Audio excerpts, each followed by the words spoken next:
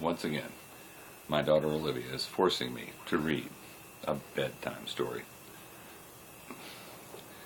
I don't believe these stories are conducive to sleep. They're pretty horrible overall. But tonight we're going to tackle a classic, Rumpelstiltskin. Once, a poor miller had a clever, beautiful daughter. One day he boasted to the king that his daughter could spin straw into gold. Of course this wasn't true, but the king believed him. So he locked the miller's daughter in a room full of straw and said that if she did not spin all of it into gold by the next morning, he would chop off her head.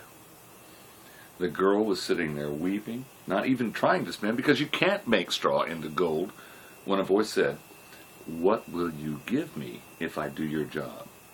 A strange little man was in the room. "My necklace," said the girl, and the little man spun the straw into gold.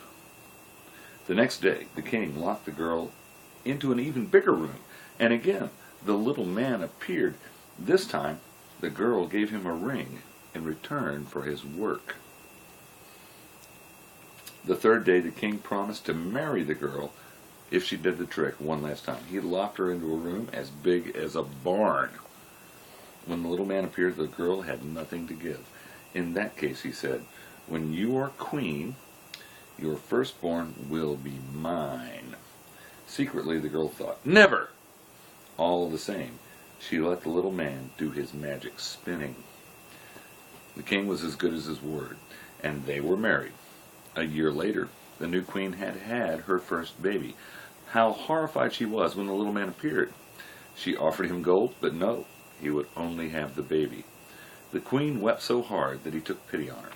He said that if she could guess his name, in 3 nights she could keep the baby. The first night she went through the whole alphabet. Aaron, Bartholomew, Christian, none of her guesses were right. The second night she tried funny-sounding names. Article, Daniel Slavel, Gumdroopy, but again she was wrong each time. Then the queen overheard a servant laughing about a strange little man he'd seen in the forest, dancing and chanting to himself.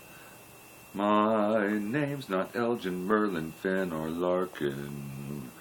My secret name is Rumpelstiltskin." When the little man realized the queen knew what he was called, he flew into a rage. Such a rage that smoke came out of his ears, and he stamped his foot through the floorboards. In his effort to pull himself out, he split himself in 2. And that was the end of him.